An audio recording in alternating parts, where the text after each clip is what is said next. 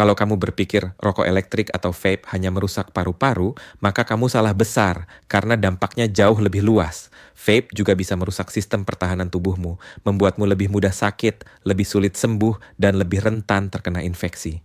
Jangan tutup video ini, karena saya akan ceritakan kisah nyata seorang remaja yang baru setahun menggunakan vape, lalu daya tahan tubuhnya runtuh hingga harus keluar masuk rumah sakit. Bayangkan seorang remaja bernama Fikri, usia 18 tahun. Ia awalnya anak yang aktif, suka olahraga, dan jarang sakit. Tetapi sejak ia mulai rutin vaping, tubuhnya berubah drastis. Dalam setahun, ia sudah 3 kali terkena infeksi paru, flu yang biasanya sembuh dalam seminggu kini bisa berbulan-bulan, dan ia sering kelelahan. Orang tuanya heran, kenapa anak kami jadi mudah sakit. Setelah diperiksa, dokter menjelaskan bahwa penggunaan vape bisa melemahkan daya tahan tubuh. Bukan hanya paru-paru yang rusak, tetapi sistem imun yang seharusnya melindungi tubuh ikut terganggu. Kisah Fikri bukan hal langka.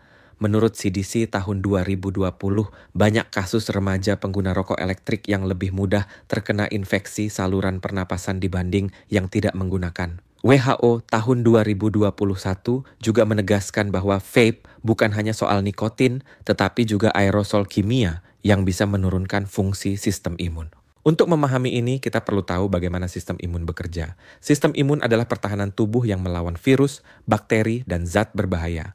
Bagian penting dari sistem ini ada di paru-paru karena setiap napas bisa membawa kuman. Paru-paru memiliki sel khusus bernama makrofag alveolar yang berfungsi membersihkan partikel berbahaya, tetapi ketika kita menghirup aerosol vape, sel-sel ini justru lumpuh.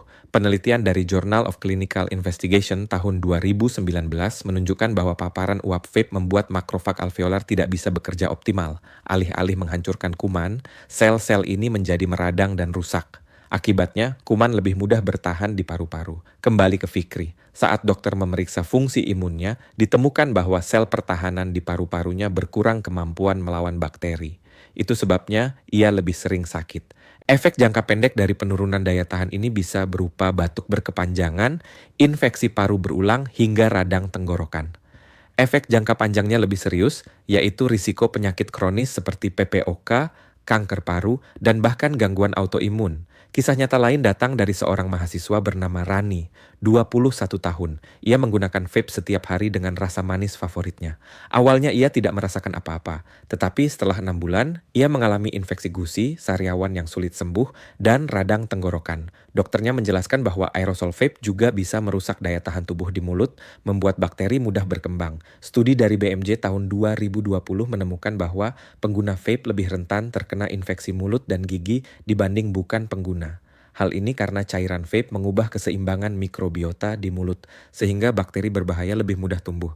Selain itu, nikotin dalam vape juga berperan besar. Nikotin bukan hanya zat adiktif, tetapi juga imunotoksik. Artinya, nikotin bisa menekan fungsi sistem imun. Harvard Medical School tahun 2019 menyebutkan bahwa nikotin memperlambat kerja sel imun, membuat tubuh lebih lama melawan infeksi.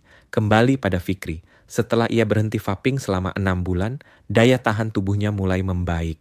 Ia lebih jarang sakit dan staminanya kembali. Tetapi ia berkata, andai saya tahu sejak awal bahwa vape bukan hanya merusak paru, tetapi juga imun saya, mungkin saya tidak akan pernah mencobanya. Efek vape pada sistem imun juga terbukti dalam konteks pandemi COVID-19. Studi dari The Lancet Respiratory Medicine tahun 2020 menemukan bahwa pengguna vape memiliki risiko lebih tinggi terkena gejala berat COVID-19 dibanding non-pengguna. Hal ini karena paru-paru mereka sudah lemah dan sistem imun di saluran napas tidak bekerja maksimal. Kisah nyata lain datang dari Amerika Serikat, di mana remaja pengguna vape 2 kali lebih sering mengalami gejala COVID-19 berat dibanding teman sebayanya yang tidak menggunakan. CDC melaporkan hal ini sebagai bukti nyata bahwa vape melemahkan daya tahan tubuh. Efek melemahnya imun tidak hanya di paru dan mulut.